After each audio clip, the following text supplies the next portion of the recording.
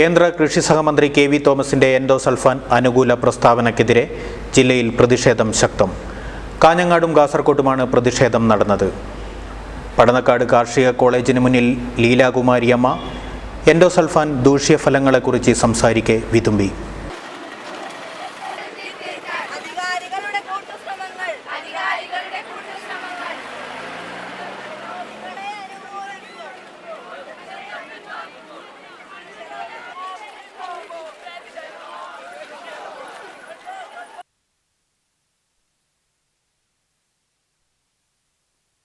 കേന്ദ്ര കൃഷി സഹമന്ത്രിക്കെതിരെയും എൻഡോസൾഫാനെതിരെയും കാഞ്ഞങ്ങാട്ടെ പടന്നക്കാട് കാർഷിക കോളേജിന് മുന്നിൽ നെഹ്റു കോളേജ് സാഹിത്യവേദിയും എൻഡോസൾഫാൻ വിരുദ്ധ സമിതിയുമാണ് പ്രതിഷേധം നടത്തിയത്.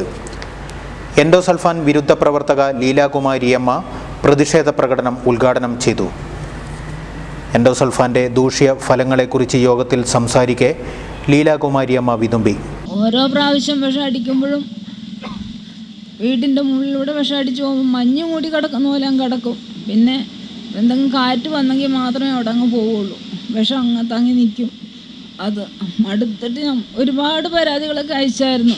മുഖ്യമന്ത്രിക്കും കലക്ടർക്കും കൃഷി മന്ത്രിക്കും പ്ലാന്റേഷൻ കോർപ്പറേഷനും ഒരുപാട് പരാതികളൊക്കെ അയച്ചിട്ട് ഒരു രക്ഷയില്ലാത്തതുകൊണ്ടാണ് കോടതിയെ സമീപിച്ചത്.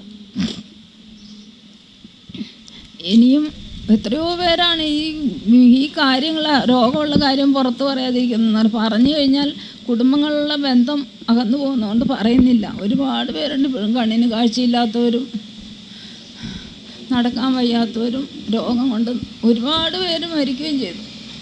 നമ്മൾ വളരുന്ന തലമുറയ്ക്കെങ്കിലും ഈ ദോഷം ഉണ്ടാവാതിരിക്കാൻ വേണ്ടിയാണ് ഇതിനെതിരെ നമ്മൾ നിന്നത്. എങ്കിലും ഇനിയും ഇതിന് ഒരു അറുതി കൽപ്പിക്കേണ്ടത് ഏത് ഗവൺമെൻറ്റാണ് കേരളത്തിൽ ഭരിക്കുന്നുവോ ആ ഗവൺമെൻറ് വേണം ചെയ്യാൻ.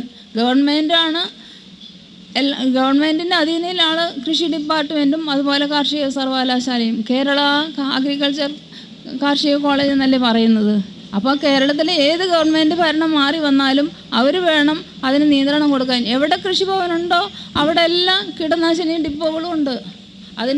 അതിൻ്റെ ഓരോ വിഷം വിറ്റാലും വിറ്റില്ലേലും അതിൻ്റെ ഓഹരി ആ കൃഷി ഓഫീസർക്കുണ്ട്, അതിൽ പണിയെടുക്കുന്നവർക്കുണ്ട്. അതും അങ്ങ് മുതലേ ഉണ്ട്. കേരളത്തിൻ്റെ തലസ്ഥാനം മുതലേ അങ്ങനെയാണ് വരുന്നത്. അപ്പോൾ നമ്മൾക്ക് ഗവൺമെൻറ്റാണ് ഇതിനെതിരെ നിൽക്കേണ്ടത്. പരിസ്ഥിതി പ്രവർത്തകൻ സുധീർ കുമാർ അധ്യക്ഷത വഹിച്ചു. കഥാകൃത്ത് അംബിക സുധൻ മാങ്ങാട്, ഷീജ, പുരുഷോത്തമൻ, സുധീഷ്, പി ശ്രീനാഥ്, ശ്രീധന്യ, അഞ്ജു ഗോവിന്ദ്, സവിത, വിദ്യ, ചഞ്ചു, എൻഡോസൾഫാൻ ഇരയായ കാർത്തിയായനി എന്നിവർ പങ്കെടുത്തു. എനിക്കറിയില്ല, ഞാൻ ജനിക്കുമ്പോഴേ ഉണ്ട്. പക്ഷേ രക്തം ഛർദ്ദിച്ചാൽ അപ്പോഴേ ഞാൻ ദുരിതം അനുഭവിക്കുന്നുണ്ട്, ഇപ്പോഴും അനുഭവിക്കുന്നുണ്ട്. എനിക്കധികം സംസാരിക്കാനില്ല. ഇപ്പോൾ ഒരു സൈഡ് ഫുള്ള് തളർന്നിട്ടാണുള്ളത്. ഇനിയിലെ സമൂഹങ്ങളിൽ ഇതിനൊരു മാറ്റം വരണമെന്നാണ് ഞാൻ ആഗ്രഹിക്കുന്നത്.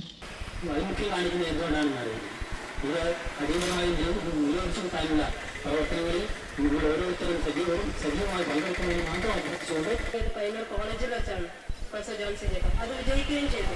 കാരണം തന്നെ രക്ഷിക്കാനാണ്. അതുപോലെ നിങ്ങളിവിടെ നാം ഇവിടെ കൊടുത്തേക്കുന്ന ഈ തിരിയുണ്ട്. തീർച്ചയായും ഇനി അത് നമുക്ക് പ്രതിജ്ഞ എടുക്കാം. അത്രമാത്രം പറഞ്ഞു.